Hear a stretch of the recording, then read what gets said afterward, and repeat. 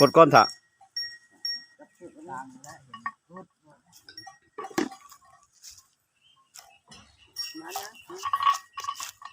เย็นกะเลยนะ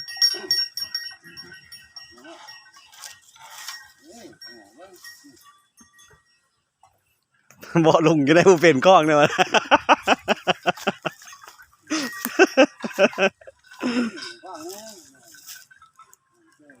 ตบเสงอนมันนะพวงเสงอนมันปีนลงเสงอนโลดเจ้าลงเสงอนมันละเกะเสขางโลดจะเอ็ดแบบของกระป๋อมมันไม่ได้ป่งเสงอนมันโอ้ยไม่เจ้าก่าย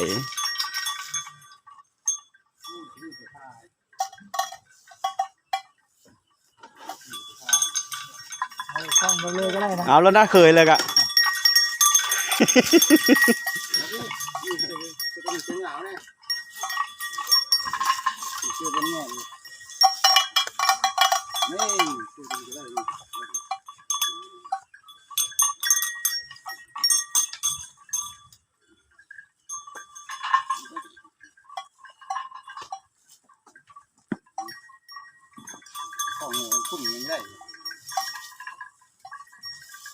ตัวนี้ซักได้บ่ตัวนี้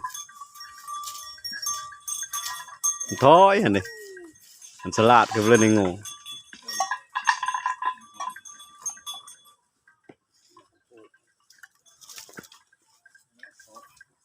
อัดไข่ตะเคาะคักนะปีนี้ปีกายนี่ไม่คักจำนี่ขอ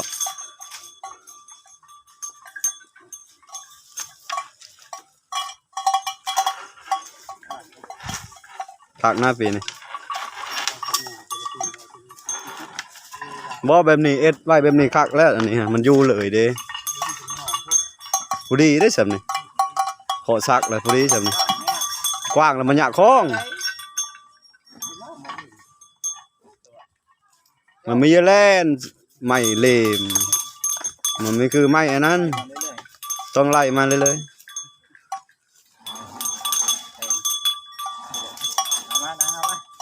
เดี๋ยวเอาไหม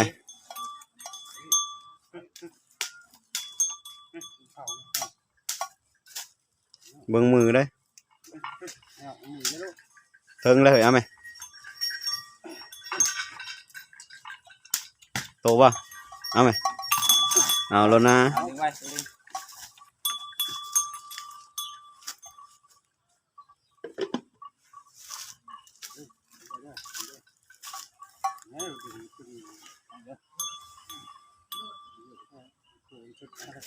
ไม่เยอะเจ็บแต่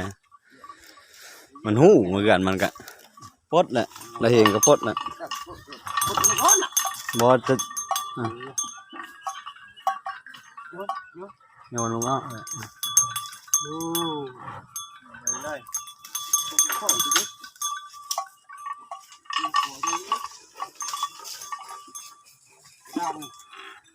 ห้องเฮ้ยได้ยังได้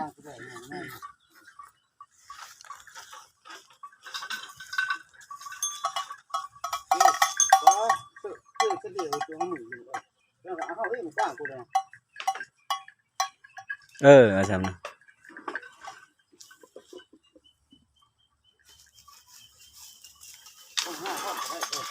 ดิหวังเอ็ดวัดดีไปอยู่ทางล่างมัน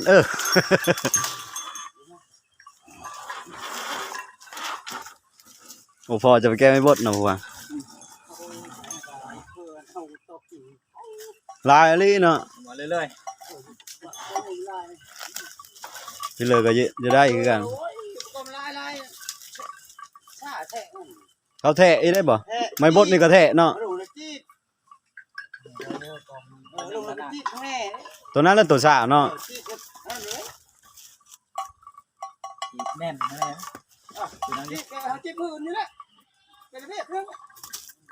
มันแทะเป็นลากันบ่ลาเท่าเริ่มมันเอา